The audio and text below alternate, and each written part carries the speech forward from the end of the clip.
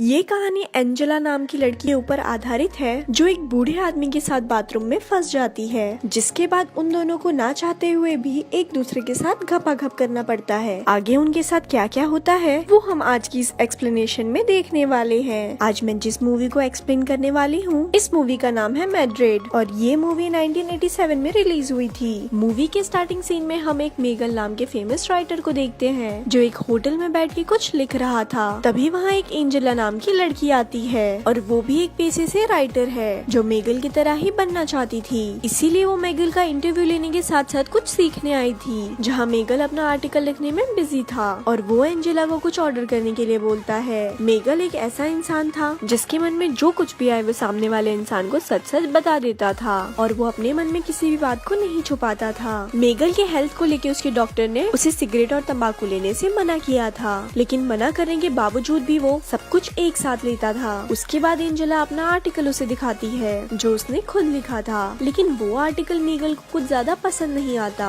और वो बोलता है कि राइटर बनना बच्चों का खेल नहीं और ये इतना आसान भी नहीं है। ये एक ऐसा टैलेंट है जो खुद के अंदर होना चाहिए, जिसे अपने मन से कोई नहीं सिखा सकता। उसके बाद मेगल एंजेला को अपने पास बुलाता है, जिससे एंजेला को लगता है कि कहीं ये बुढ़ा ठरकी तो नहीं। उसके बाद वो एंजेला को अपने कोट में से चाबी निकालने को बोलता है जो उसके फ्रेंड की घर की थी और वो 2 दिन के लिए किसी काम से बाहर गया हुआ था और मेगल एंजेला को वहाँ जाके इंटरव्यू लेने के लिए बोलता है, क्योंकि उस समय मेगल को कोई भी शोर और डिस्टर्बेंस नहीं चाहिए था। उसके बाद एंजेला भी उसके साथ वहाँ चली जाती है। वहाँ बहुत सारे पेंटिंग पड़े हुए थे क्योंकि मेगल का दोस्त एक पेंटर था। जब एंजेला वहाँ पेंटिंग देख रही थी तो मेगल उसके लिए ड्राइंग लेके आता है और बातों ही बातों में उसके ग्लासेस निकाल के उसे टच करने लगता है। एंजेला थोड़ी नर्वस थी, फिर मेगल उसे किस करने लगता है, लेकिन थोड़ी ही देर में मेगल साइड हो जाता है और बोलता है किस करने में अब वो मजा नहीं है। मेगल एक ऐसा इंसान था जिसके मन में कुछ भी आए वो सामने वाले को साफ साफ बोल देता था। मेगल और एंजेला के बीच में एज का बहुत बड़ा डिफरेंस था, इसीलिए एंजेला काफी घबरा रही थी। उसके बाद मेगल एंजेला को सब कुछ उतार देने को बोलता है, जिसे सुन के एंजेला गुस्सा होके वहाँ से जाने लगती है। तब मेगल काफी ज्यादा सैड हो जाता है, लेकिन थोड़ी देर में ही एंजेला सब कुछ उतार के वहाँ एक शर्ट पहन के आ जाती है, जिसे देखकर मेगल काफी खुश होता है और वो एंजेला की बॉडी पे कलर से पेंट करने लगता है। जिसके बाद एंजेला बाथरूम में नहाने के लिए जाती है और वहाँ मेगल भी पहुँच जाता है और वो भी उसके साथ शुरू हो जाता है, जिसे देख के एंजेला समझ जाती है कि मेगल उसे बिना तेल के पेल देगा।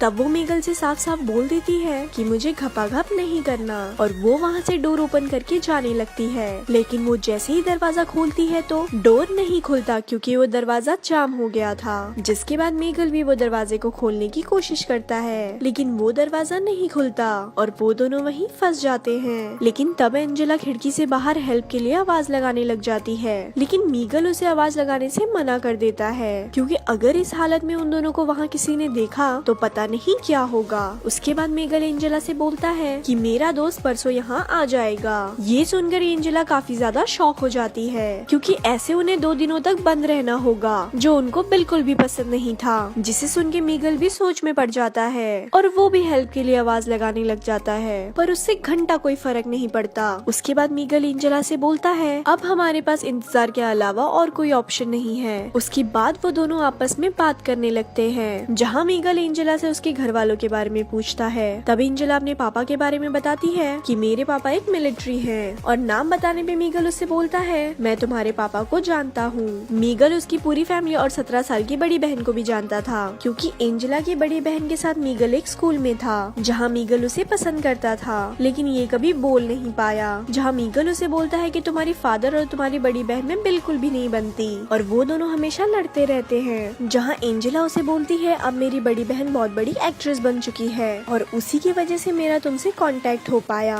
जिसपे मेगल उसे पूछता है कि क्या तुम्हारी सिस्टर मुझे याद करती है, जिसपे एंजेला बोलती है कि कुछ खास नहीं, क्योंकि उसका मानना था कि तुम एक इगोइस्टिक राइटर हो जो हर वक्त अपने घमंड में रहता है। ये सुनकर मेगल को मिर्ची लग जाती है और वो गुस्से में बोलता है कि इगोइस्टिक राइटर ही सक्सेसफुल राइटर होते हैं। जहाँ एंजेला उसे अपने इंटरव्यू के सवाल पूछने लगती है और वो उसका जवाब देने लगता है। उसके बाद एंजेला फिर से बाहर हेल्प के लिए आवाज देने लगती है, लेकिन एंजेला को ऊपर से नीचे तक देख के मेगल अपने आप पे कंट्रोल नहीं कर पाता और उस बुढ़ापे में भी उसका स्पाइडरमैन खड़ा हो जाता है। जिसके बाद वो एंजेला को छूने लगता है, लेकिन एंजेला वहाँ से साइड में जाकर खड़ी हो जाती है और बोलती है कि मुझे बस यहाँ यहाँ से निकलना है, जिससे मीगल का दिल टूट जाता है क्योंकि वो भले ही बचपन का था लेकिन उसका दिल अभी भी बचपन का था। पर गुस्से में मीगल भी वहाँ से निकलना चाहता था। उसके बाद एंजेला मीगल से आराम से बात करती है और उसके पास जाती है, जिसके बाद मीगल उसे बोलता है कि हम दोनों यहाँ अकेले हैं और अगर हमने यहाँ कुछ नहीं भी किया फिर भी लोग हमें गलत समझेंगे और इससे अच्छा कुछ करना बेहतर होगा ताकि हमारी टेंशन भी कम हो सके। जिसके बाद एंजेला भी उसकी बात मान जाती है और वो दोनों मिलके बाथरूम में ही घपाघप करते हैं। घपाघप करने के बाद एंजेला को बहुत तेज भूख लगती है क्योंकि उसने इतनी मेहनत का जो काम किया था, जिसपे मीगल उसे बोलता है कि मुझे लोगों को खाते हुए देखना बहुत अच्छा लगता है, घोचू साला। तब वो बोलता है कि स्टोरी ऐसे लिखो